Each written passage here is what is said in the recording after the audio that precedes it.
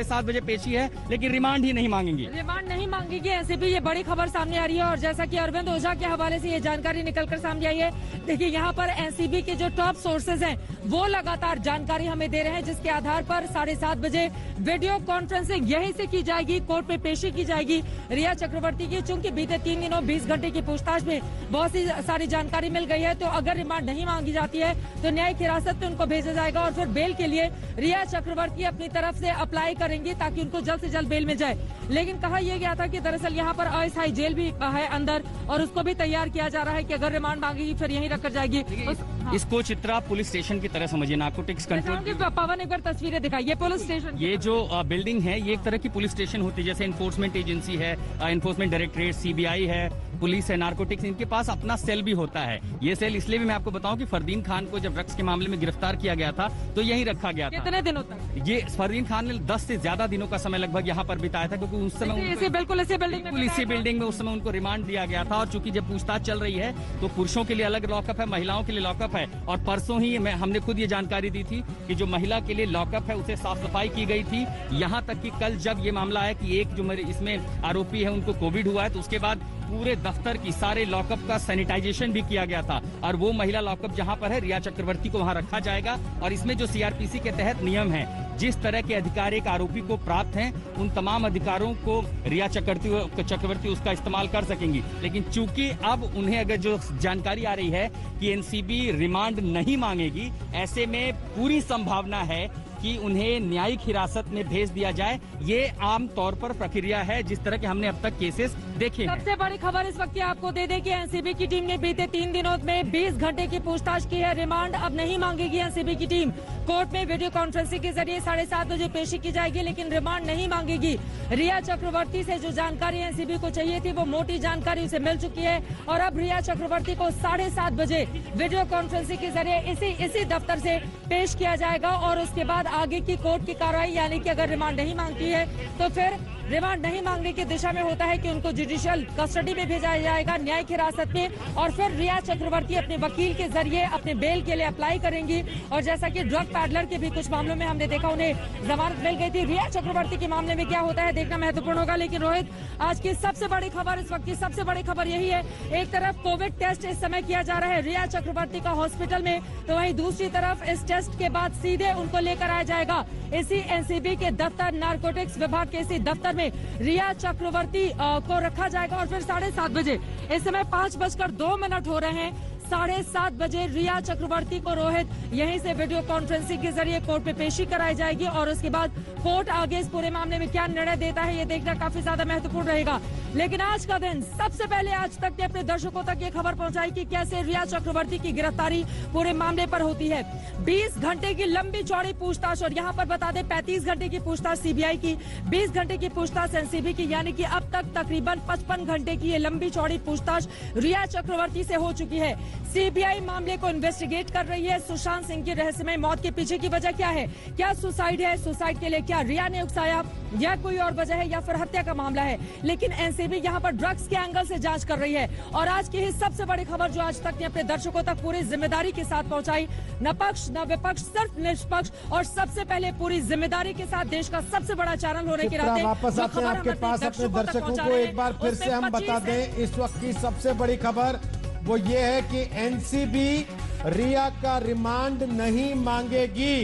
Narcotics control bureau रिया का remand नहीं मांगेगी। पिछले 3 दिन से नारकोटिक्स कंट्रोल ब्यूरो रिया चक्रवर्ती से पूछताछ कर रही थी। रिया को नारकोटिक्स कंट्रोल ब्यूरो ने अब से थोड़ी देर पहले गिरफ्तार किया है, जो खबर आज तक ने सबसे पहले आपको बताई है। और अब जो आज तक आपको बता रहा है, आज शाम को ही रिया की पेशी वीडियो कॉन्फ्रेंसिंग के जरिए होगी, लेकिन रिया का रिमांड एनसीबी नहीं मांगेगी। अरविंद ओझा, क्यों रिमांड नहीं मांगेगी एनसीबी, बताइए।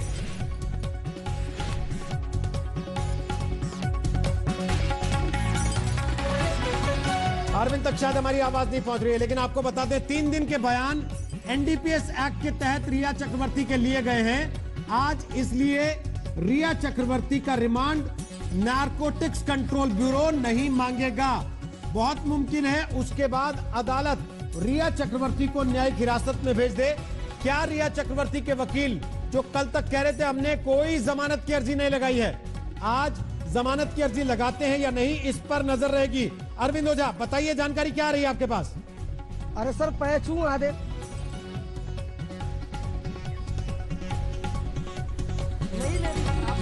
अरविंद, मेरी आवाज आ रही है आप तक? तो बताइए क्या जानकारी आपके पास आ रही है? रिमांड नहीं मांगने का मतलब क्या है अरविंद ओझा?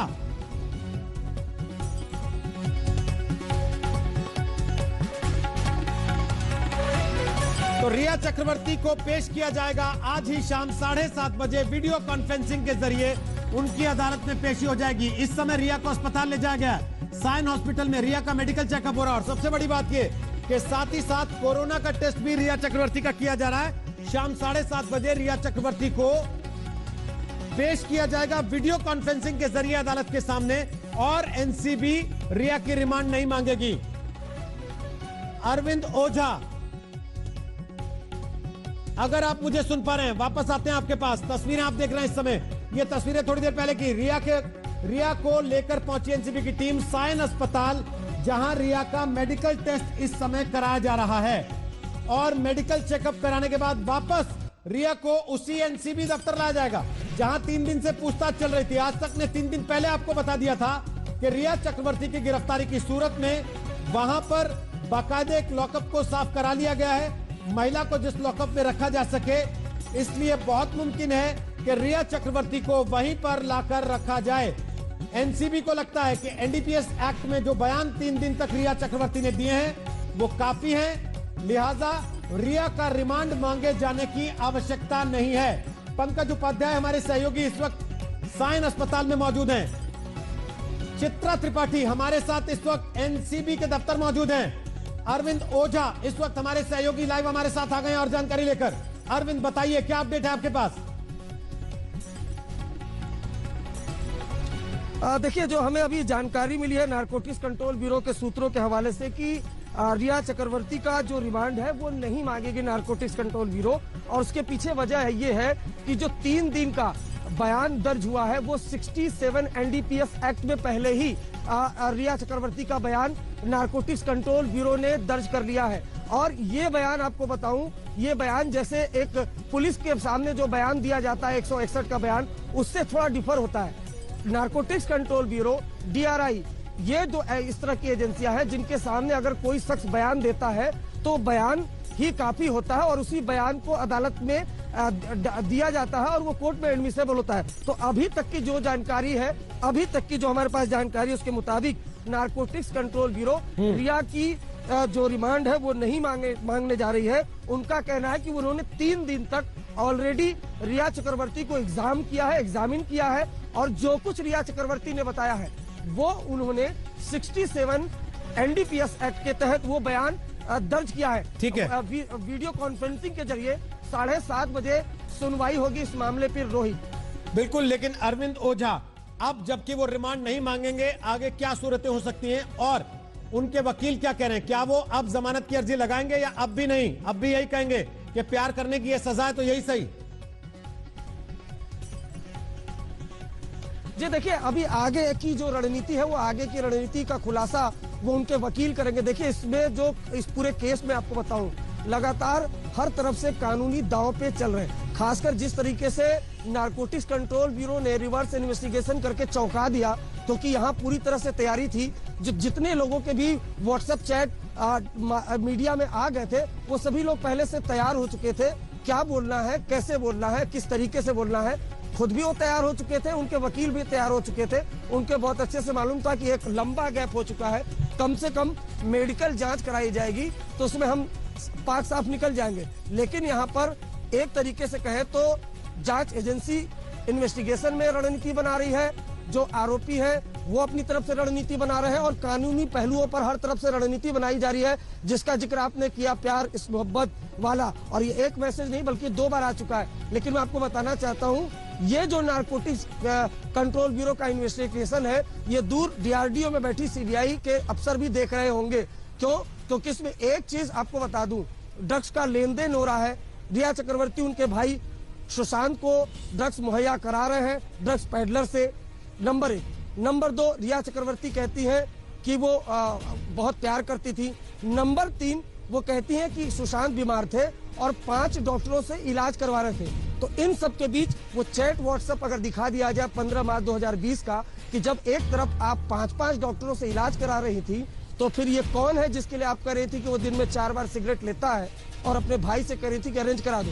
तो सीबीआई की नजर भी इस नारकोटिक्स कंट्रोल ब्यूरो की जांच पर होगी। बहरहाल हमारे पास जो जानकारी है हमारे सूत्रों के हवाले से कि वो रिमांड नहीं मांग रहे हैं रिया का। हालांकि कुछ देर बाद और काफी चीजें क्लियर होंगी, लेकिन अभी तक की जो जानकारी है रिमांड नहीं मांग रहे हैं रिया चक्रवर्ती का।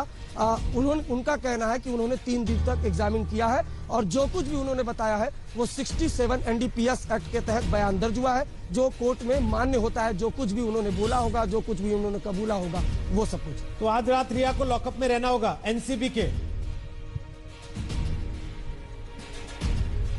जी बिल्कुल बिल्कुल, आज की रात तो उन्हें लॉकअप में रहना होगा, हवालात में रहना होगा। और अगर अदालत में पेश किया गया और जुडिशियल कस्टडी में भेजा गया तो वो देखने वाली बात होगी कि वो फिर कहाँ जाती हैं, जेल सलाखों के पीछे कहाँ जाती हैं। और इन सब के बीच उनके जो वकील है वो जमानत लगाते हैं नहीं लगाते हैं। लेकिन आपको बता दूं रोहित, यहाँ इसके अंदर हवालात की भी व्यवस्था है, महिला हवालात की व्यवस्था है। और 2 दिन पहले जो हमें जानकारी मिली थी, हवालात को पूरी तरह से सैनिटाइज भी करा दिया गया था पूरी तरह से, चूंकि कोविड चल रहा है इसलिए जो कुछ भी कोरोना काल के दौरान जो प्रोटोकॉल होते हैं वो प्रोटोकॉल तैयार के तहत सफाई कर ली गई थी, क्योंकि नारकोटिक्स कंट्रोल ब्यूरो के पास पहले से ही काफी एविडेंस थे। ये तो एक महज खाना पूर्ति थी, इसलिए अदालत में अर्जी दाखिल की गई थी। यहाँ मैं एक चीज और आपको बताना चाहूंगा कि जो रिमांड है वो क्यों नहीं मांगेगी। दरअसल पहले से ही तमाम आरोपी गिरफ्तार है। अदालत में जब नारकोटिक्स कंट्रोल ब्यूरो गई तो उन्होंने कहा कि हम रिया से पूछताछ करना चाहते हैं। पूछताछ इसलिए करना चाहते हैं कि हमारे पास जो आरोपी हैं उन आरोपियों ने रिया को लेकर कई बयान दिए हैं, उनको कन्फ्रंट कराना है। तो इसी बिल्डिंग में रिया को तमाम आरोपियों के साथ कन्फ्रंट करा दिया गया। तो और 3 दिन तक पूछताछ हुई। वो पूछताछ 67 NDPS एक्ट में उनके बयान दर्ज हुए। तो ऐसे में नारकोटिक्स कंट्रोल ब्यूरो के ऑफिसर्स ने आज तक को बताया कि हमने 3 दिन तक एग्जामिन किया है, अब हमें रिमांड की जरूरत नहीं है। तो ये देखना होगा कि अदालत में क्या फैसला लेता है। 7:30 बजे वीडियो कॉन्फ्रेंसिंग के जरिए सुनवाई होनी है। फिलहाल जो है रिया चक्रवर्ती का मेडिकल कराया जा रहा है। रोहित, आपके पास वापस आते हैं अरविंद ओझा, बने रहेगा हमारे साथ। चित्रा त्रिपाठी भी नारकोटिक्स कंट्रोल ब्यूरो पर हमारे साथ मौजूद हैं, जहां बताया जा रहा है कि रिया के वकील भी पहुंच जाएंगे अभी, क्योंकि रिया की पेशी होगी अदालत में 7:30 बजे। वीडियो कॉन्फ्रेंसिंग के जरिए यह सुनवाई होगी, जिसमें अरविंद ओझा बड़ी खबर दे रहे हैं कि रिमांड नहीं मांगा जाएगा।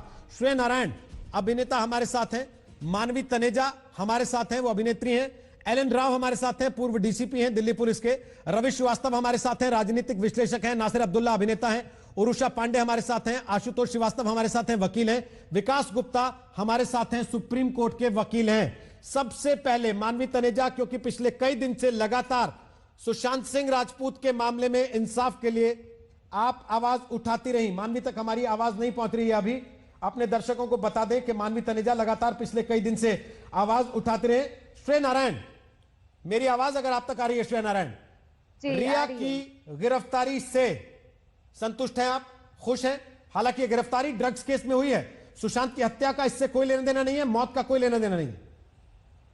सुशांत की हत्या का अगर ड्रग्स से लेना देना है तो रिया की क्वेश्चनिंग से हमें बहुत सारी ऐसी जानकारी मिलेगी जो इस साठगांठ को सबके सामने लाएगी। और उनका जो उन्हें अरेस्ट किया गया है सेक्शन 29 में, जो अबेटमेंट एंड क्रिमिनल कॉन्स्पिरेसी की सेक्शन है। साथ ही साथ जो आपने कहा कि रिमांड नहीं मांग रही है एनसीबी, इसका मतलब whatever questioning they have done, there is nothing left to question. They have all the material which is possible. So they have gotten all the material. They have gotten names of 25 Bollywood people. They have gotten the connections. So सिर्फ दीपेश और शौविक और Samuel ने भी वहां पे उनकी मदद की, और 70 डिलीटेड चैट्स हैं, शौविक का कन्फेशन है, रिया और शौविक के चैट्स हैं, बहुत सारी लैपटॉप, फोन, सब चीजों का ये मिश्रण है कि आज उन्हें अरेस्ट किया गया है। और अरेस्ट किया गया है और कहा जा रहा है कि रिमांड नहीं चाहिए, इसका मतलब क्वेश्चनिंग के लिए उन्हें अरेस्ट नहीं किया गया है, ये कल्पेबिलिटी दिखाती है। तो यस, जो लोगों ने ये मुहिम छेड़ी थी शुरू से, जो लोगों ने कहा कि हमें इन्वेस्टिगेशन चाहिए सुशांत सिंह राजपूत केस में, जो उन्हें नहीं मिल रहा था, हमें नहीं मिल रहा था इन्वेस्टिगेशन, तो जो मुहिम छेड़ी है उसका ये फर्स्ट विक्ट्री है कि अभी धीरे धीरे लोग जो हैं, जो उस केस से जुड़े हुए थे, वो सामने हमारे आ रहे हैं, वो अरेस्ट हो रहे हैं, उनकी कल्पेबिलिटी कहीं ना कहीं दिख रही है और इनकी क्वेश्चनिंग से हमें और भी चीजें आगे मिलेंगी। तो it is an important step in Sushant Singh Rajput death case. Vikas Gupta, दुखी तो बहुत होंगे आज आप, क्योंकि आप पहले दिन से कह रहे थे कि इसमें तो कुछ बनता नहीं, इसमें तो ड्रग्स तो मिली नहीं रिया के पास से। जब ड्रग्स मिली नहीं तो फिर गिरफ्तार किस बात का करेंगे? आज तो गिरफ्तारी हो गई। दो बातें रोहित जी मैं कहूं, मैं एज अ डिफेंस लॉयर बहुत ज्यादा अरेस्ट को और नहीं अरेस्ट को मैं कुछ बहुत ज्यादा देखता नहीं हूं, क्योंकि अरेस्ट करना प्रेरोगेटिव है। अभी आपने कहा, मैंने तो उनकी रिमांड एप्लीकेशन तो देखी नहीं है और कौन से सेक्शन में, लेकिन जो अभी सिर्फ टीवी पे सुना है कि 29 में वो कॉन्स्पिरेसी में कर रहे हैं। स्मॉल क्वांटिटी की अगर कॉन्स्पिरेसी भी है तो भी वो ऑफेंस स्मॉल क्वांटिटी का ही आता है। लेकिन आजकल हालात ये है कि आप रिमांड एप्लीकेशन में तो क्वांटिटी लिखते नहीं हो, और मैं जज के विजडम पे नहीं जाना चाहता, लेकिन जज को आप केस डायरी दिखा करके रिमांड ले लेते हैं या जुडिशियल रिमांड ले लेते हैं। तो मैं बड़ा अद्भुत केस है कि जहां पे स्मॉल क्वांटिटी के केस को एक कॉन्स्पिरेसी का एंगल देने की कोशिश की जा रही है। और ऐसा नहीं है कि हमने 50 केस देखे हैं जहां एनसीबी और डीआरआई इन एंगल्स को लेके आती है, लेकिन कोर्ट में स्क्रूटनी के वक्त खड़े नहीं हो पाते। अच्छा, अगर किसी जो चैट्स ईडी ने कुछ सेलेक्ट मीडिया चैनल्स को लीक करी थी, वो सारी की सारी चैट्स रोहित जी सिर्फ एक उंगली इशारा करती थी स्मॉल क्वांटिटी की तरफ, और स्मॉल क्वांटिटी सिर्फ 6 महीने तक की सजा है या फाइन है। लेकिन आप अगर जुडिशियल रिमांड में भेजने के लिए आप अपनी केस डायरी में कॉन्स्पिरेसी का एंगल, एक बहुत बड़ा एंगल दिखाना चाहें, उसके लिए कोई रोक तो सकता नहीं है। और कोर्ट्स भी शुरुआत में जुडिशियल कस्टडी या जुडिशियल रिमांड में भेजने को इसलिए नहीं होते, वो कहते हैं इन्वेस्टिगेशन को होने दीजिए।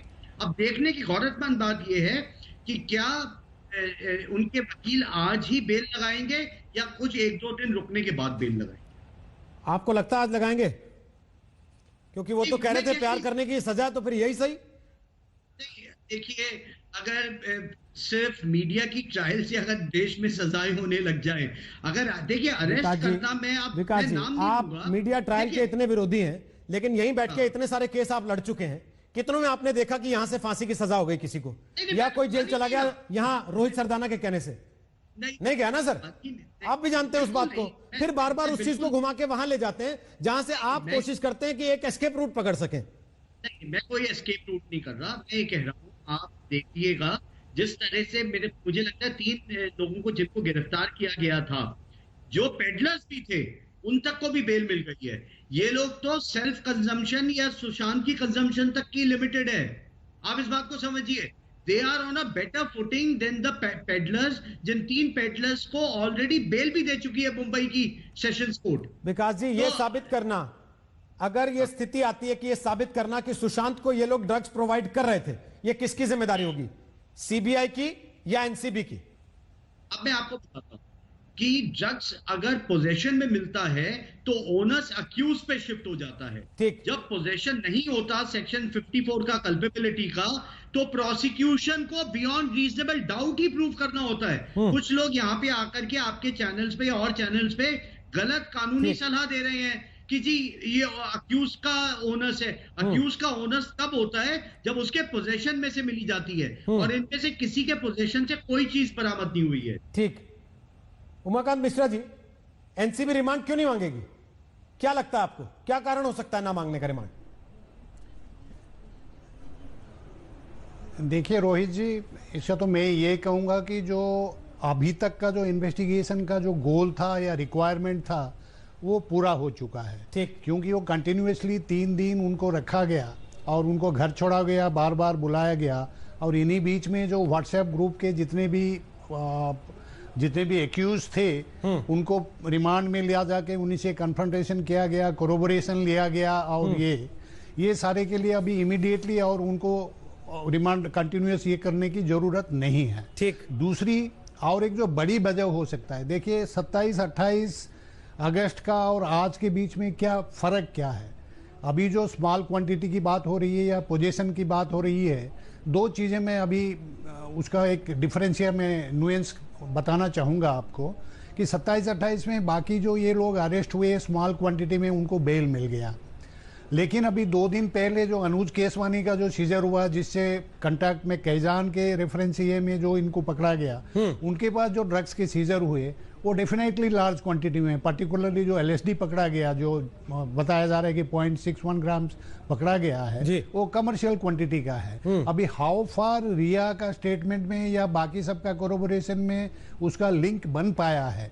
अगर कमर्शियल क्वांटिटी है तो बेल बिल्कुल नहीं मिलेगा, इसलिए शायद उनके वकील ये कह रहे हैं कि भाई अप्लाई नहीं करेंगे, क्योंकि अगर उनका ताल्लुकात अगर कमर्शियल क्वांटिटी से बन जाता है, क्योंकि हम तो जानते नहीं एनसीबी का क्या बोला, रिया ने क्या स्टेटमेंट दिया या कैजान ने क्या स्टेटमेंट दिया, अनुज ने क्या दिया, लेकिन डायरेक्टली या इनडायरेक्टली अगर ये लिंक बनता है, क्योंकि बेसिकली आपको मानना पड़ेगा ये 29 का कंस्पिरेसी वाला एंगल है, एंड एवरीथिंग इज माने सब कुछ क्वांटिटी के ऊपर डिपेंड करता है। अभी अगर लार्ज क्वांटिटी, अगर कमर्शियल क्वांटिटी से इसकी ताल्लुकात बन जाती है रेफरेंस, तो बेल मिलेगा नहीं, तो इसीलिए बेल अप्लाई करने के लिए भी जरूरत नहीं है। ठीक, मानवी तनेजा, झगड़ा था सुशांत सिंह राजपूत की मौत के कारण तक पहुंचने का, कि वहां तक नहीं पहुंच पा रहे। गिरफ्तारी हुई रिया की ड्रग्स के कनेक्शन में, आप लोग फिर भी खुशी मना रहे हैं कि रिया गिरफ्तार हो गई? हाँ जी, मैं तो खुशी मनाऊंगी बिकॉज अब रिया गिरफ्तार होगी। जैसे कि मैंने पहले भी कहा था कि रिया एक प्राइम सस्पेक्ट है, she is the mastermind behind the whole crime scene.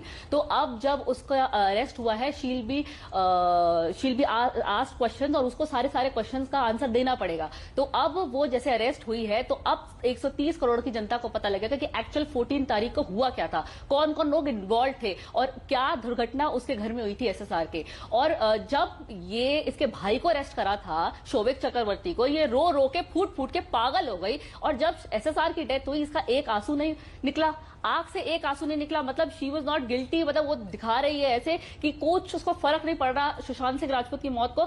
और अब मैं ये कहना चाहती हूँ, बहुत हो गया क्वेश्चन एंड आंसर राउंड रिया के हिसाब से, अब कुछ एक्शन की बारी होगी और कुछ ना कुछ तथ्य जरूर सामने निकल के आएगा। अगर जमानत मिल गई कोर्ट से रिया को, तब क्या कीजिएगा? तो दोबारा उसमें कुछ ना कुछ इंक्वायरी होगी, बिकॉज ये तो चीज यहाँ खत्म तो होगी नहीं ना। यहाँ पे वो एक बार शुरू हो गया है, सीबीआई भी अपना काम कर रहा है, सीबीआई क्राइम सीन का रिक्रिएशन कर रहा है, तो ये चीज यहाँ खत्म नहीं होगी, वो कहीं ना कहीं फिर कठेरे में आ जाएगी। रवि जी, बिकॉज वो लिंक्ड है हर जगह, आपको पता है 2 डॉट्स हैं, वो 2 डॉट्स को मिलाने में कोई ज्यादा देर लगेगी नहीं। बोलिए रवि जी, क्या बोल रहे हैं? आपके सामने अभी बहुत से वकील जो है ना, वो अपनी राय दे चुके हैं, के लोग भी दे चुके। जो अब तक 3 दिन की पूछताछ हुई है, वो 67 सेक्शन में हुई है एनसीबी के, और वो इक्विवेलेंट माना जाता है 164 सीआरपीसी का मजिस्ट्रेट के सामने होता है। तो उसका बयान है 3 दिन के अंदर वो हो चुका है, इसलिए अब उसको रिमांड की कोई जरूरत नहीं है। मैं समझता हूँ कि ये स्टेज जो है, अब उसमें कुछ आगे बहुत बड़ी चीज नहीं है, उसको आराम से इसमें बेल मिलेगी, क्योंकि जो सेक्शंस लगाए गए हैं उनमें उन सेक्शंस के अंदर कोई बहुत बड़ी सजा, लेकिन अभी सीबीआई भी इंक्वायरी कर रही है मैडम। आपको सीबीआई भी इंक्वायरी कर रही है, क्राइम सीन का रिक्रिएशन हो रहा है, कुछ ना कुछ जरूर निकल आएगा आगे। तो हाँ, सीबीआई भी कर रही है, ईडी भी कर रही है, मगर आप तो धीरे धीरे तथ्य बाहर आ रहा है ना, बिकॉज हर चीज इंटर रिलेटेड है, हर चीज इंटर रिलेटेड है। सीबीआई को अपना काम करने दीजिए। अभी तक मुंबई पुलिस ने काम किया था, एक चीज बाहर आई है ना, सीबीआई को अपना काम करने दीजिए। लेट्स नॉट ये कोई तरीका नहीं है डिबेट करने का, पे नहीं पहुंचते ना, सीबीआई को अपना काम करने दो। मानवी जी, कर रहे हैं आप, यहाँ पे 2-4 धाराएं बना करके बता रहे हैं, तो सीबीआई को काम करने दीजिए ना। मानवी तनेजा, आप जब बोल रही थी, उन्होंने केवल उंगली उठा के रखी कि इनकी बात खत्म हो तो मुझे बोलने दीजिएगा। उनकी बात सुन लीजिए, उसके बाद आपकी आपत्ति आप रजिस्टर कराइए, कोई दिक्कत नहीं। पूरा कीजिए रवि जी अपनी बात को, क्या कहना चाहते हैं? मैं ये सिर्फ कहना चाहता हूँ कि सीबीआई की जांच या ईडी की जांच को कौन रोक रहा है? जांच हो रही है, जांच जारी है। हमने तो नहीं कह दिया कि वो 22 दिन बनी हो गई है, चीज से वो जांच कर रही है, मगर इसको मैं सिर्फ इतना बताना चाहता हूँ कि जो इसका लीगल एंगल है वो समझे, और जज्बातों के हिसाब से फैसला नहीं होगा। इस केस के अंदर जो बात आई है, मैं तो इस बात पे ज्यादा संतोष जाहिर कर रहा हूँ कि जो 20-25 कलाकारों के नाम बताए हैं वो पकड़े जाए, ताकि ये ड्रग माफिया डिमोलिश हो। जो पहले बताया वकील साहब से,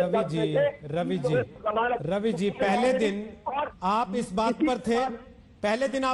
पर थे, कि ये तो आत्महत्या है, ये कोई अजीब किस्म की रहस्यमय मौत नहीं है, इसमें फालतू में इधर उधर ढूंढने की कोशिश की जा रही है। 15 मिनट में तो मुंबई पुलिस ने साबित कर ही दिया है कि ये रहस्यमय मौत नहीं है, ये आत्महत्या है।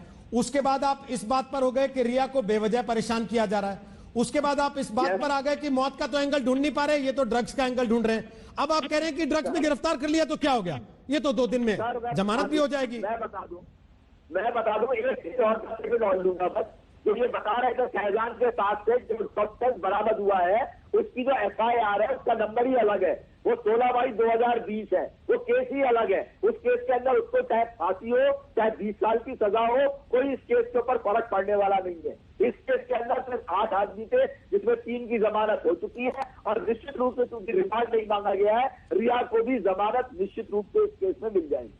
आशुतोष जी, आप भी वकील हैं, जरा आप बताइए, आप इस मामले को कैसे देखते हैं?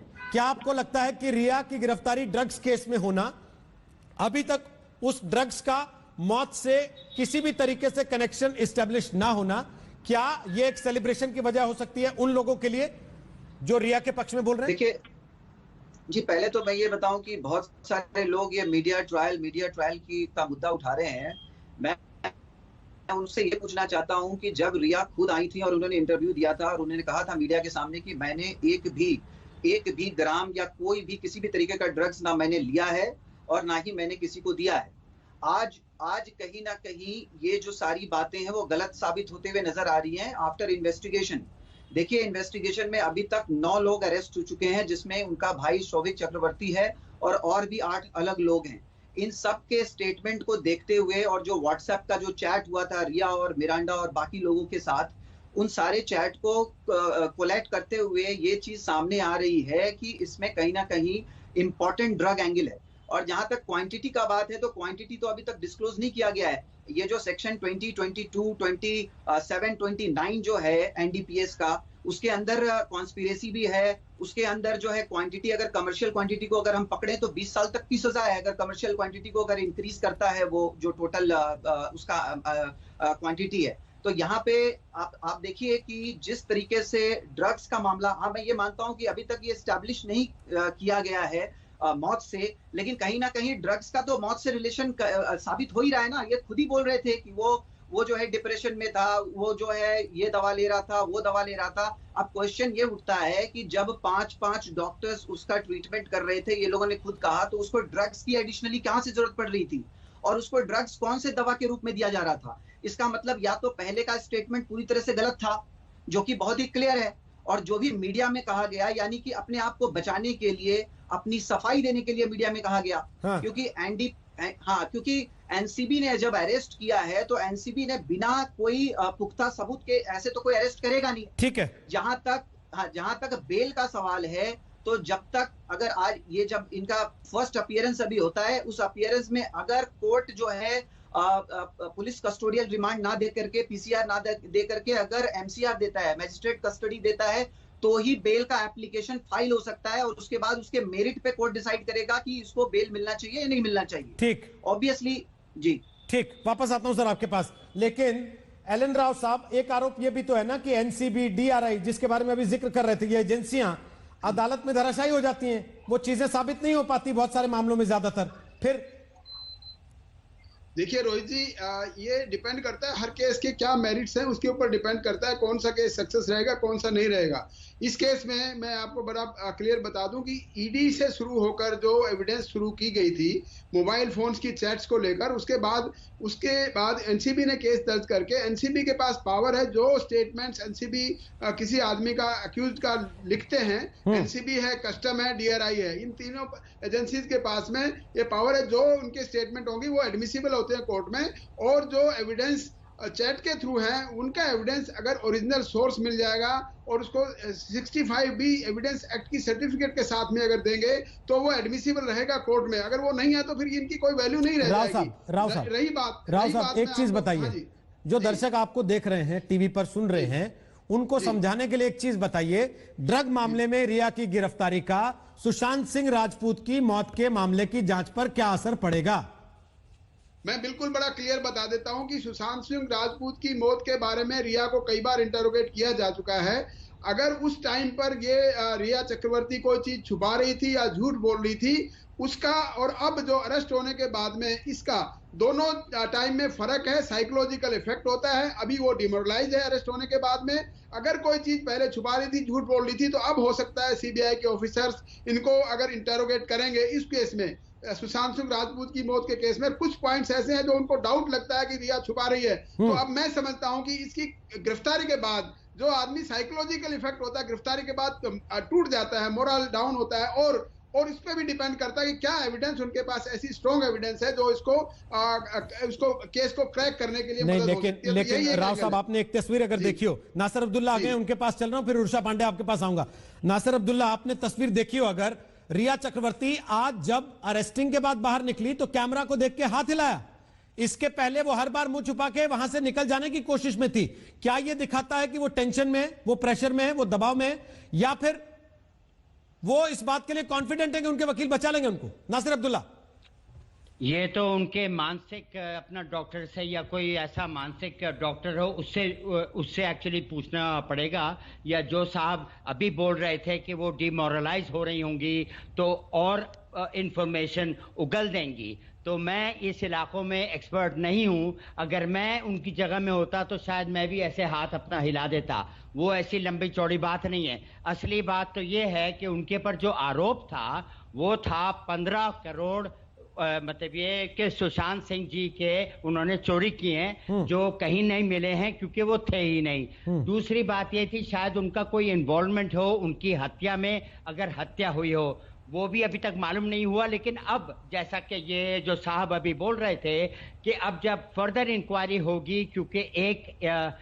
इलाके में उनका झूठ जो है पकड़ा गया है, तो शायद और इंफॉर्मेशन आएगा जिससे मालूम हो जाएगा कि भाई और कोई ऐसी बात है जो अभी तक वो एक्चुअली छुपा रही थी और अब वो साफ आ जाएंगी, ऐसा मुझे लगता है। लेकिन जो असली चार्ज था फैमिली का वो ये था कि उन्होंने उनके पैसे हड़प किए हैं जो उन्होंने नहीं किए हैं। मानवी बोलिए, अब लड़ाई तो इसी बात की थी ना पहले दिन से। नासिर जी, और ड्रग्स का एंगल तो आपने मेंशन ही नहीं किया। अब ड्रग्स की चैट भी अब ऊपर जाएंगे। जो उसने इंटरव्यू दिया था उसने क्लियरली बोला था कि नहीं, तो इंटरव्यू में क्यों बोला है? इंटरव्यू में उसने क्लियरली बोला है कि ड्रग्स में नहीं रहती, सुशांत ड्रग्स लेता है। तो अब ड्रग्स की तो उसमें फंसी है, वो ड्रग्स में ही तो वो फंसी है, ड्रग्स ही तो वो देती है। चैट उसका ड्रग्स का सारा भर में है, आप ड्रग्स के बारे में उसको छुपा रहे हैं, आप ड्रग्स के बारे में उसका कुछ भी एंगल खोल नहीं रहे हैं। आप ये बता दीजिए ना, ड्रग्स तो वो देती थी, ड्रग्स का नाम जिक्र हुआ है शोविक और रिया की चैट में, तो आप ड्रग्स को कैसे भूल सकते हैं? ये तो सबसे ज्यादा चीज है, इसी वजह से तो वो अभी अरेस्ट हुई है, ड्रग्स ही की वजह से तो अरेस्ट हुई है। तो आप उसका एंगल क्यों नहीं ले सकते? आप तो पैसों की बात कर रहे हैं, मानवी जी, मेरा एक सवाल है, पैसों का भी खुलासा हो जाएगा। मानवी जी, मैं आप लोगों को सुन रहा हूं पिछले 85 दिन से सबको। एक सेकंड नासिर अब्दुल्ला, मेरा एक सवाल है। मतलब ये कि विकलांग थोड़ी है, कोई गुंगी थोड़ी है, आप ले लीजिए, मैंने दूसरा एंगल ले लिया। नहीं, नासिर जी एक सेकंड। मानवी, मेरा एक सवाल है। अरे झगड़ा नहीं, अच्छा झगड़ा नहीं ना, एक सेकंड। मानवी, मेरा एक सवाल है, लड़ना नहीं है ना। नासिर अब्दुल्ला, नासिर जी वो करिए, नासिर जी आप पागल है। अब नहीं, आप अपनी बात कीजिए। मैं तो सिर्फ ड्रग्स की, मैंने तो पागल आपको बोला नहीं, मैंने तो आपको पागल बोला नहीं, आप खुद पागल बोल रहे हैं अपने आप को। मैंने तो आपको बिल्कुल पागल नहीं बोला, मैंने तो आपसे क्वेश्चन किया कि ड्रग्स के एंगल को कैसे छोड़ दिया, तो आप ऐसे बिहेव कर रहे हैं।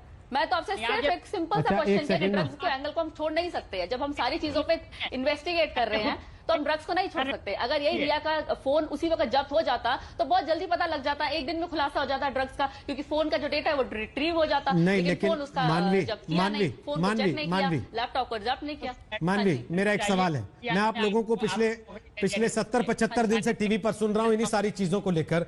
पहले कहा गया नेपोटिज्म की वजह से सुशांत सिंह राजपूत की मौत हो गई, ये सारे फिल्म स्टार बड़े बड़े परिवारों के ये मिलके बाहर से आने वाले को इस्टेब्लिश नहीं होने देते, ऐसे में एक छोटे शहर से आया लड़का मर गया। फिर ये कहा गया कि साहब नहीं, ये तो रिलेशनशिप्स का कुछ मामला था, डिप्रेशन की वजह से सुशांत सिंह राजपूत की जान चली गई। अब अचानक आप ये कह रहे हैं कि साहब आप ड्रग्स का एंगल क्यों छोड़ रहे हैं? जांच ड्रग्स की नहीं हो रही थी ना मानवी, जांच सुशांत सिंह राजपूत की मौत की हो रही थी, और सुशांत सिंह राजपूत की मौत में हो रही थी नेपोटिज्म के लिए। मैं nepotism was not, she he was not into depression. ये तो मैं आज भी बोलती हूँ, he was not into depression. हाँ ठीक है, उसको नेपोटिज्म था, लेकिन नेपोटिज्म वो झेल गया, वो हर चीज को इग्नोर कर गया और वो अपनी काबिलियत की वजह से जो भी मुकाम पे पहुंचे, सुशांत पहुंचे। लेकिन अगर मैं ये कह रही हूँ रिया का फोन जब्त कर लेते तो उसी में ड्रग्स का एंगल आ जाता है, बिकॉज हर चीज इंटर रिलेटेड है। जैसे दिशा की मौत भी इंटर रिलेटेड है, ऐसे ये भी इंटर रिलेटेड है, बिकॉज ये उसको स्लो पॉइजनिंग दे रही थी। ठीक है, रिया उसको स्लो पॉइजनिंग दे रही थी, तो हर चीज की जांच करनी थी ना टाइम पे। अगर जो परिवार कह रहा है वही आप भी कह रही हैं, तो आज कुछ ना कुछ हल में हो जाता और ये सारी सारी एजेंसीज को, जो एजेंसीज हैं उनको इन्वॉल्व नहीं होना पड़ता। ओके ओके, श्रेया नारायण कुछ कह रही हैं, आप कह लीजिए श्रेया जी, फिर रवि श्रीवास्तव और उरुषा पांडे आपके पास आ रहा हूं। श्रेया जी, आप कुछ कहना चाह रही थी बीच में। जी, मैं ये कहना चाह रही थी कि जो ये ड्रग एंगल की बात आई है वो इस बात से आई, सुशांत के डेथ केस से ही रिलेटेड है, क्योंकि सुशांत का मर्डर हुआ या उसकी सुसाइड हुई, ये पहले एंगल आया, राइट। तो सभी लोग कह रहे थे कि भाई सुसाइड हुआ है। अब सुसाइड हुआ है या मर्डर हुआ है, उनको साइकेट्रिक ड्रग्स दिया जा रहा था, साथ में क्या उन्हें नारकोटिक्स ड्रग्स भी फीड हो रहा था, ये व्हाट्सएप चैट से निकला। अब व्हाट्सएप चैट से जब वो बात निकली तब एनसीबी जो है उसमें आई, ये ईडी ने निकाला व्हाट्सएप चैट्स, उसके बाद एनसीबी आई, तो सीधा ड्रग एंगल जो है उसके ऊपर इसलिए नहीं बात हो रही है। वो सब एक के एक साथ गुत्थी जुड़ी हुई है, तो हम सही जगह पे जा रहे हैं। ये एनसीबी ने जो उसके पास डिटेल्स आई होंगी वो सीबीआई से भी शेयर करेगी, तो ये ना सोचे कि सिर्फ ये ड्रग की बातें हो रही है। ओके, है ना। उरुषा पांडे, आपको लगता है रिया की गिरफ्तारी ब्रेक थ्रू है सुशांत सिंह राजपूत की मौत की जांच में? रवि जी अभी आ रहा हूं आपके पास, बोलिए उरुषा पांडे। तो मैं एक्चुअली मैं रिया या किसी के खिलाफ नहीं हूँ, मैं सिर्फ सुशांत के जो पिता है, जो फैमिली है, उनके सपोर्ट में हूँ, क्योंकि उन्होंने 34 इयर्स के एक बच्चे को खोया है। तो ये तो किसी का लॉस नहीं है, ये सबसे बड़े उनकी फैमिली का लॉस है। और ये जो नेपोटिज्म एंड ये सब इसलिए आया क्योंकि कहीं ना कहीं बहुत एक्टर्स ने सुशांत सिंह राजपूत के नाम, जस्टिस के नाम को लेकर आ गए और आपने कहानी बताने लग गए। तो ये नेपोटिज्म इसलिए आया, नेपोटिज्म वरना सुशांत के लिए नेपोटिज्म कभी फर्क पड़ा ही नहीं था। वो तो बैकग्राउंड डांसर से हीरो बन चुका था, उसके लिए नेपोटिज्म कभी भी था ही नहीं। ठीक, रवि श्रीवास्तव, आप बार बार जोर दे रहे हैं 25 लोगों के जो नाम आ रहे हैं उनको पकड़ा जाए, उन पे कार्रवाई की जाए, ड्रग्स कार्टेल का खुलासा किया जाए। जब कार्रवाई शुरू होगी तो आप ही कहेंगे इनको फंसाया जा रहा, देखो जानबूझ के टारगेट किया जा रहा है इनको। रोहित जी, ऐसा है, मैं कभी भी किसी भी ड्रग लेने वाले का या उसका ट्रेड करने वाले पेडलर का मैं कभी भी सपोर्ट नहीं करूंगा। आप उन्हें जरूर फांसी पे लटकवाइए और ये मेरी दिली इच्छा है। मेरा एक सिर्फ इतना कहना है कि कोई ये जो आपके पैनल पे महिला आती है वो कहती है उस बच्चे को मार दिया, उस लड़के को मार दिया।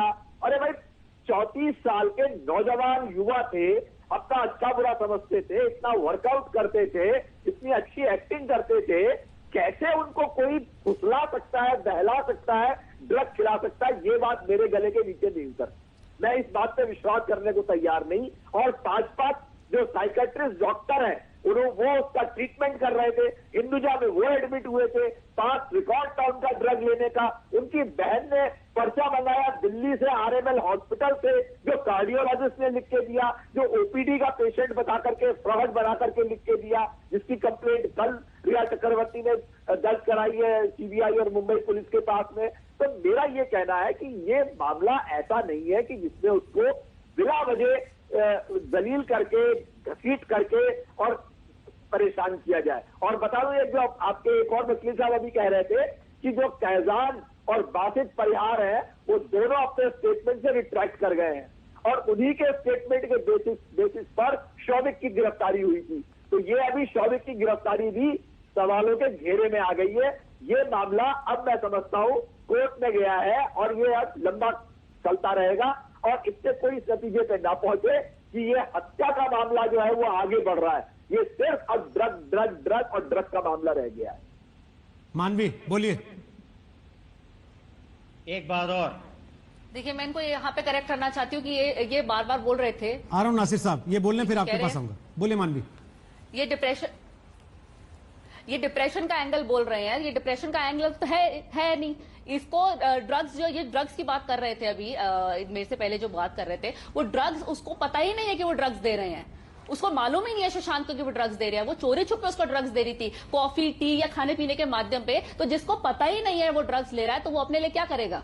ये कह रहे हैं ना कि वो 34 साल का लड़का है, वो कोई दूध पीता बच्चा नहीं है, तो उसको पता ही नहीं है। जब आप चोरी उसे खाने में या कॉफी में ड्रग्स डाल के दे दोगे, उसको क्या मालूम है? और जहां तक कि डिप्रेशन है, बिल्कुल भी नहीं मानते कि सुशांत को डिप्रेशन है, बिल्कुल भी नहीं मानती, और कोई भी प्रिस्क्रिप्शन नहीं है और ये साबित नहीं हुआ है कि सुशांत को डिप्रेशन है, बिकॉज कहीं भी रिफ्लेक्ट नहीं होता कि सुशांत को डिप्रेशन है। हल्के फुल्के टेंशन को ये डिप्रेशन बोल देते हैं। पहले तो ये क्लियर कर लें कि क्या है, इनको बिल्कुल भी समझ नहीं है। थोड़ी सी टेंशन तो हर आम आदमी को होती है, आप टेंशन को डिप्रेशन बोल देते हैं। टेंशन और डिप्रेशन में बहुत फर्क है, जमीन आसमान का फर्क है। डिप्रेशन दिख जाता है शक्ल से और कैमरे से कुछ नहीं छुपता। अगर बंदा डिप्रेशन में है, वो कैमरे में कैप्चर होगा। ओके, मैं नासिर साहब के पास जा रहा हूँ, उसके पहले श्रेया शरण कुछ ऐड कर रही है। एक सेकंड, श्रेया शरण कुछ ऐड कर रही है इसमें। बोलिए श्रेया शरण। सभी लोग ये कह रहे हैं कि इन्वेस्टिगेशन तो सुसाइड की स्टार्ट हुई थी, फिर ये हो गया। See the court says that FIR is not an encyclopedia, कि it is just something to start with and after that various angles can unfold। तो ये जो अभी इन्होंने कहा ना कि अब सब सिर्फ ये ड्रग इन्वेस्टिगेशन रह गया, this is the funniest thing। Anybody who's listening to him will think that he is just speaking out of his hat। FIR when it is lost, it is just a starting point of investigation and after that any angle can unfold and this is what is happening। Okay, कुछ लोगों को लगता है ये drugs पर आ गया, मामला खत्म। कुछ लोगों को लगता है कि यहां ड्रग्स में गिरफ्तारी हो गई और यहीं से असली जांच शुरू है। नासिर अब्दुल्ला, बोलिए अपनी बात। अब जहां तक मुझे अभी तक मालूम हुआ है, जो नारकोटिक्स जो अपना डिपार्टमेंट है, उन्होंने साबित उनके साथ में कर दिया कि रिया ने ये बात एक्चुअली कही है कि दोनों मिलके वो ड्रग्स जो है कंज्यूम ये अपना करते थे, जो भी मारवाना या जो भी। तो अब एक बात और सुन लीजिए, पहले रिया ने झूठ बोला था कि मैंने नहीं लिए, अब वो मान गई हैं कि मैंने लिए हैं, दोनों एक साथ ही लेते थे, उनको रोकना बहुत ही मुश्किल था, ये उन्होंने पहले कहा था। तो काफी अरसे से वो ले रहे थे, कोई उसमें बुरी बात नहीं है। प्रॉब्लम ये है कि उसका अंजाम बुरा होता है। जो इंसान ज्यादा इस चीज में जाता है, मैं जानता हूं, मैंने देखा है, 30-40 साल से मैं देख रहा हूं, कुछ लोग दारू की वजह से, हशीश की वजह से, ओपीएम की वजह से अपना जो करियर है, अपना वो जो संतुलन है, वो फिर खो बैठते हैं और कुछ हद तक बर्बाद हो जाते हैं। बहुत कुछ हो जाता है, कोई मतलब उसका अंजाम अच्छा नहीं होता। लेकिन ये तो कंफर्म है ना कि दोनों लेते थे और सुशांत सिंह दूध पीते हुए बच्चे नहीं थे, ये हमेशा याद रखें। और दूसरी बात ये, अगर आपका बॉयफ्रेंड ड्रग मंगाता है, जैसे कि मैं हस्बैंड हूं, मैं अपनी बीवी से बोलूं एक बोतल दारू की आज मंगवा, तो वो बेचारी मंगवाती है, ड्राइवर को बेचती है, नौकर को बेचती है, खुद लेती है, अपने बदन को बेचती है, अगर उसके पास में पैसे ना हो कि भैया इसका दारू का काम हो जाए, तो वो भी फिर मतलब ये कि खिंच जाती हैं और वो भी इस दायरे में आ जाती है। ये भी हो सकता है, मैं ये नहीं कह रहा ऐसा है, मैं ये कह रहा हूँ ऐसा हो सकता है, दोनों मिल के कोई बात नहीं। और भी जो मैं नासिर साहब क्या है ना जवाब देता हूँ, नासिर साहब क्या है ना नासिर साहब क्या है ना, आप अपने तर्कों में थोड़े ज्यादा दूर चले जाते हैं। अच्छा, टीवी पे यूज करते हो, पूरा लूट खाइए, हर जगह से उसको लूट खाइए। आपने तो ये भी पता लगा था कि उसने घर की सामान बेच दिया, घर में जितना सामान था वो सामान बेच दिया और कह रहे हो कि अपने जिस्म को बेचती है। और पहले तो खुद उसने बोला है चैनल पे जाकर के, खुद उसने बोला मैं ड्रग्स नहीं लेती, सुशांत ड्रग्स लेता है। अब कैसे कबूल लिया कि हम दोनों लेते हैं? इसका मतलब झूठी एक नंबर की। नेशनल टीवी पे रिकॉर्ड हुआ क्योंकि इसमें तो बोला कि मैं ड्रग्स नहीं लेती, सुशांत लेती है। लेकिन आप क्यों कबूल कर रही है? आप क्यों कबूल कर रही है? जो लड़की ऑलरेडी एक झूठी है, जो लड़की ऑलरेडी झूठी है, आप उसकी स्टेटमेंट पे नहीं विश्वास करते। सुशांत चला गया, वो अपने आप को डिफेंड नहीं कर सकता। सुशांत चला गया, हम उसकी स्टेटमेंट पे नहीं जा सकते, बिल्कुल भी नहीं जा सकते कि वो बोल रही है सुशांत ड्रग्स लेता है। जो लड़की का सच झूठ सामने आ गया, सच्ची है नहीं एक बार झूठ सामने आ गया, हम बिल्कुल भी उसकी स्टेटमेंट पे नहीं जा सकते, एक सेकंड रुकते हैं, विश्वास नहीं कर सकते। देखिए उमाकांत जी परेशान हो गए आप लोगों को जगह से, एक सेकंड रुकिए ना, नहीं बिल्कुल भी विश्वास नहीं कर सकते उसकी स्टेटमेंट में, क्योंकि गुप्तेश्वर पांडे बिहार पुलिस के डीजी क्या कहा उन्होंने? रिया चक्रवर्ती की गिरफ्तारी के बाद बिहार पुलिस के मुखिया गुप्तेश्वर पांडे, उन्होंने क्या कहा? आज तक ने बात की उनसे, आप लोगों को भी सुनना चाहिए वो क्या कह रहे हैं, सुनिए जरा। देखिए अभी इन्वेस्टिगेशन चल रहा है, अभी बहुत लंबा चलेगा ये, और 3 भारत सरकार की एजेंसी अलग अलग मामलों को देख रही है। ईडी देख रही है वो अपना विषय से संबंधित मामला, एनसीबी देख रही है अपने विषय से संबंधित मामला, सीबीआई अलग इंडिपेंडेंट इन्वेस्टिगेशन कर रही है सुशांत के सो कॉल्ड सुसाइड का। तो अभी तो ये एनसीबी के द्वारा ड्रग या ड्रग पेडलर के साथ कनेक्शन के रूप में, हमको तो डिटेल भी नहीं मालूम है, यहाँ पे सूचना मिली तो इनकी गिरफ्तारी हुई है। तब इतना तो पता चल रहा है लोगों को कि जो अपने को बहुत इनोसेंट प्लीड करते थे वैसे लोग अब एक्सपोज हो रहे हैं। इमोशनल स्टेटमेंट देने वाले, अपने को इनोसेंट प्लीड करने वाले लोग भी एक्सपोज हो रहे हैं, तभी तो बहुत दूर तक जाएगी। ये आपको लगता है कि इस गिरफ्तारी को एक तो आप किस प्रकार देखते हैं, दूसरा क्या ये हत्या की तरफ जो आशंका जताई जा रही थी सुशांत राजपूत के को लेके हत्या का मामला हो सकता है, तो ये उसी की तरफ बढ़ता हुआ। देखिए, चूंकि ये केस सीबीआई अनुसंधान कर रही है, इसलिए इसमें बीच में हम लोगों जैसे जिम्मेदार आदमी का बोलना ठीक नहीं होगा।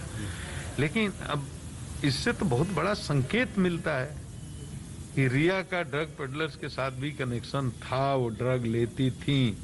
अब वो बोल रहे हैं कि हम इसके लेते थे, उसके ले लेते थे, किसके ले लेते थे, तो मैं तो उनकी किसी बात पर विश्वास नहीं करता।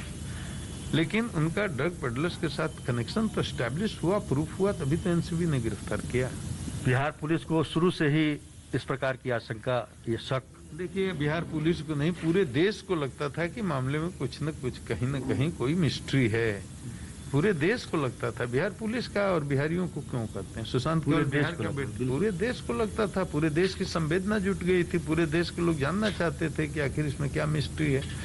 और जैसे जैसे समय बीत रहा है, 3 इन्वेस्टिगेटिंग एजेंसी उसमें लगी हैं और इन्वेस्टिगेशन आगे बढ़ रहा है, तो चीजें आ रही हैं, अभी तो बहुत चीजें आनी हैं। साथ साथ मुंबई पुलिस की कलही भी खुल गई। मुंबई पुलिस में मेरी टिप्पणी करना कोई उचित नहीं है ज्यादा। मैं जितना काम की बात है मैं बोल चुका हूं, अब मैं नहीं बोलूंगा। मैं इतना ही बोलूंगा कि अभी आगे बहुत कुछ आने वाला है, हम लोग को धीरे पूर्वक इंतजार करना चाहिए। तो ये तो बिहार के डीजीपी जो कि बता रहे हैं कि अभी बहुत कुछ आना बाकी है और जिस तरीके से गिरफ्तारी हुई है निश्चित रूप से और भी आगे मामला सामने आएगा। कैमरामैन नदीम आलम के साथ सुजीत कुमार झा, पटना, आज तक। तो सुना आपने, गुप्तेश्वर पांडे बिहार के डीजीपी कह रहे हैं कि चीजें सही दिशा में जा रही हैं, हालांकि जांच सीबीआई कर रही है, इसलिए हमारा इस मामले में किसी भी तरीके का कमेंट करना उचित नहीं होगा। लेकिन बिहार पुलिस ने एफआईआर दर्ज की और उसी के बाद यह पूरा मामला आज यहां तक पहुंचा है। उमाकांत मिश्रा जी, क्या आपको लगता है कि आज इस मकाम पर जब रिया चक्रवर्ती की गिरफ्तारी ड्रग केस में हुई है, इसको सुशांत की मौत के मामले से जोड़कर देखना उचित है? मिश्रा जी।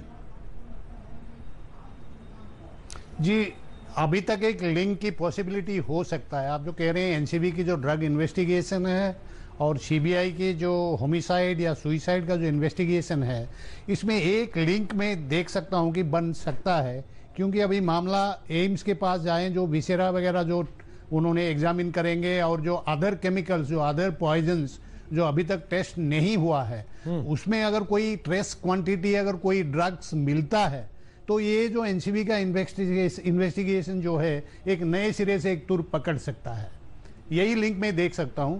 दूसरा जो है, आज रिया की जो अरेस्ट के साथ एनसीबी का एक इन्वेस्टिगेशन का पड़ाव खत्म हुआ, उसके बाद जो फॉरेंसिक डाटा एनालिसिस जो हुआ होगा और उसी में जो अभी देखिए, जो अभी रिसेंटली जो 2 दिन पहले जो सीजर हुआ अनुज के पास से, इससे ये लगता है कि वो एक बड़ा डिस्ट्रीब्यूटर था, तो उसके जो डाटा रिट्रीव हुआ होगा ये होगा, और इसी जो पहले जो रिया के जो इलेक्ट्रॉनिक डाटा जो फॉरेंसिक डाटा का होगा, उसी में जो सारे आए होंगे वो एक फर्दर इन्वेस्टिगेशन का कारण बनेगा, और यही मैं देख सकता हूं अभी। विकास गुप्ता जी, कुछ लोग इसको ऐसे देख रहे हैं कि मामला यहां खत्म, जैसे आप देख रहे हैं कि ड्रग के केस में रिया गिरफ्तार हुई, जमानत हो जाएगी, मामला अब ड्रग की जांच पे चलेगा। कुछ लोग इसको ऐसे देख रहे हैं, आपने सुना भी होगा, कि अब पहली गिरफ्तारी सही तरीके से रिया चक्रवर्ती की भले 10वें नंबर पर हुई, लेकिन यहां से असली जांच शुरू होगी। रोहित जी, अगर सीबीआई इस निष्कर्ष पे पहुंचे कि ये हत्या नहीं और आत्महत्या थी, तो इससे क्यों तकलीफ होनी चाहिए लोगों को? क्यों लोग सिर्फ यही धारणा बैठ करके इन्वेस्टिगेशन कर रहे हैं या रिपोर्टिंग कर रहे हैं कि ये मर्डर ही है? आप मुझे बताइए, हमें सत्य तक जाना है। क्या सत्य आत्महत्या पर अगर आके खत्म होता है और ये निष्कर्ष सीबीआई निकालती है तो क्या ये हमें दुख देने वाली है? क्या हम किसी एजेंडा के तहत रिपोर्टिंग करते हैं कि नहीं सुशांत का मर्डर हुआ होगा, ये हुआ होगा? क्या नॉर्मल प्रैक्टिस में अगर सुशांत की आत्महत्या का निष्कर्ष सीबीआई निकालती है और अबेटमेंट टू सुसाइड पे भी नहीं आती, तो क्या ये सच समाचार होगा या नहीं होगा? आप मुझे बताइए। ठीक, चलिए देखते हैं सर ये चीजें कहां तक आगे जाती हैं। लास्ट कमेंट मानवी कुछ करना चाहती हैं फटाफट से, एक छोटा सा। हाँ जी, नासिर साहब को ये बोलना चाहती हूँ कि नासिर साहब अब रिया का खेल हो गया खत्म, अब एक्शन की बारी है और एक्शन होके रहेगा। चलिए देखते हैं एक्शन कहां तक जाता है। लगातार आज तक आपको इस मामले में हर एक्शन की खबर दे रहा है, सबसे पहले दे रहा है, सबसे सटीक दे रहा है, बिना किसी पक्ष या बिना किसी विपक्ष के एकदम निष्पक्ष तरीके से दे रहा है और आगे भी देता रहेगा। इस वादे के साथ एक छोटा सा ब्रेक ले रहे हैं, कवरेज लगातार जारी है, आप देखते रहिएगा आज तक इस ब्रेक के बाद। प्रेजेंटेड बाय पतंजलि गाय का देसी घी खाएं, मिलावट के जहर से अपने मासूम बच्चों व परिवार को बचाएं।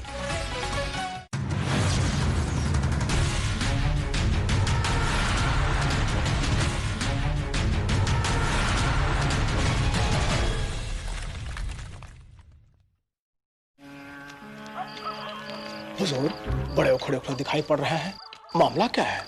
जी बड़ा भारी भारी हो रहा है।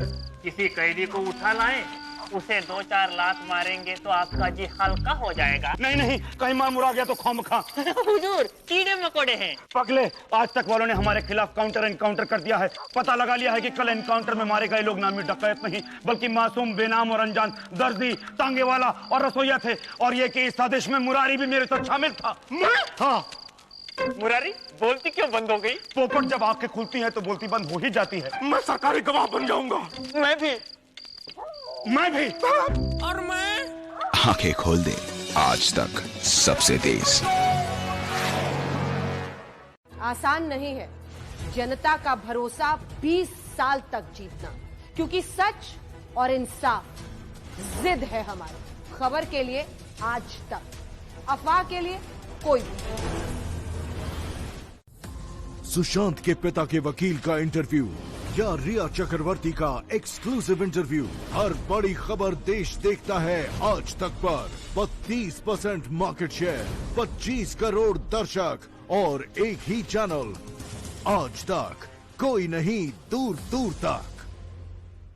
आसान नहीं है जनता का भरोसा 20 साल तक जीतना, क्योंकि सच और इंसाफ जिद है हमारी।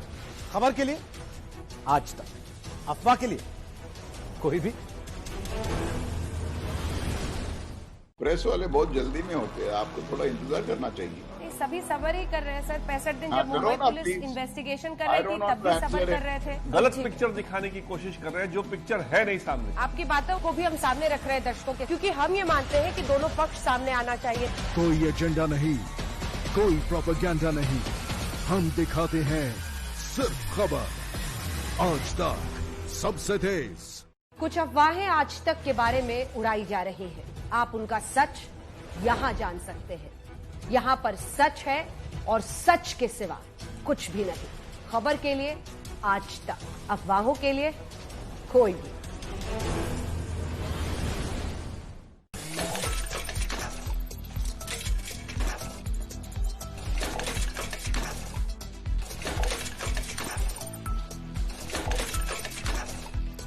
नंबर 2 की तलाश जारी, कोई नहीं दूर दूर तक। नंबर 1 आज तक। कोरोना महामारी के खिलाफ लड़ाई में अगर आपने भी किया है कोई अभूतपूर्व कार्य, तो आप भी हो सकते हैं हेल्थगिरी अवार्ड के हकदार। नॉमिनेशन भेजने के लिए हमें safaiGiri@interday.com पर ईमेल करें या विजिट करें www.safaigiri.in। नॉमिनेशन भेजने की अंतिम तारीख 12 सितंबर 2020। नियम और शर्तें लागू।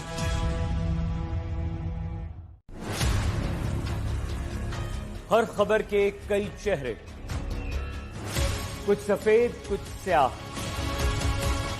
कुछ हल्के कुछ गहरे। हर खबर की तह तक आपको ले जाता है दस्तक। स्वागत है आपका दस्तक में, रात 10 बजे हर रोज सिर्फ आज तक पर। खबर वही जो आज तक दिखाए और विश्लेषण वही जो समय बचाए। खबरदार, सबसे तेज विश्लेषण